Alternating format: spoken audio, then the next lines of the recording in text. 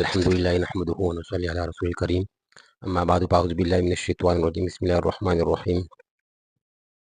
قال الله تعالى في كتابه المجيد: الذين يذكرون الله قياما وقعودا وعلى جنوبهم ويتفكرون في خلق السماوات والأرض ربنا ما خلقت هذا باطلا سبحانك فقنا عذاب النار. صدق الله العظيم.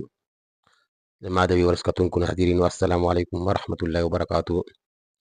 زمونږ نن درس د یو وظیفو متعلق دی او هغه یو داسې وظیفه ده چې هغه ډېره بهترینه وظیفه ده او د دې ټیم کمه دی، ټیم به هم ښیو. دا کم الفاظ دي، الفاظ به هم یادو، د نورو ملګرو سره بیا هم څه کوئ دا به مخکې شیر کوو انشاءالله تعالی چې د هغې په وجه باندې الله رب العالمین زمونږ هره دعا به څه کوي هغه قبلوي. هر یو مشکل چې کومه دی هغه به الله تعالی حل کوي. دا دعا چې ده نو دا چې کله سړی د ماسخوتن وده کېږي او د ماسخوتن د وده کېدو نه مخکې سړی یوه کلمه ده، یوه وظیفه ده چې هغه وکړي او د هغې نه وروسته بیا دعاګانې وغواړي نو الله تعالی به دغه دعاګانې قبلوي.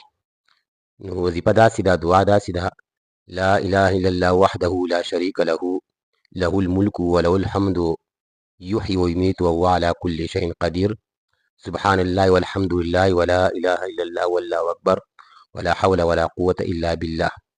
او په آخره کې بیا اللهم اغفر لي، ای الله تعالی ما ته بخشش وکړي. د دې نه وروسته چې ته کم یو دعا غواړې نو الله رب العالمین به یقینا دغه دعا څه کوي دا به ستا قبلوي. دعا بیا یو ځل دوهراو کړو ځکه چې لږه مشکله به وي. پکار ده چې دا ویډیو تاسو د ځان سره ریپوست کړئ، سیو کړئ او انشاءالله تعالی دغه دعا یادې کړئ: لا اله الا الله وحده لا شريك له له الملك وله الحمد يحيي ويميت وهو على كل شيء قدير سبحان الله والحمد لله ولا اله الا الله والله اکبر ولا حول ولا قوة الا بالله. او په آخر کې اللهم اغفر لي، د دې نه وروسته چې کومه دعا غواړې نو الله تعالی به ستا دعا قبوله کړي او د هغې نه وروسته بیا څه شه وده شه. او که ته بیا راپاڅېدې په دغه شپه کې راپاڅېدې څه ټیم کې رایښ شو، 2 رکعته نفل دې وکړو، تهجد دې وکړو نو الله تعالی به دغه نفل او تهجد چې کومه دی دا به ضرور څه کوي دا به قبلوي.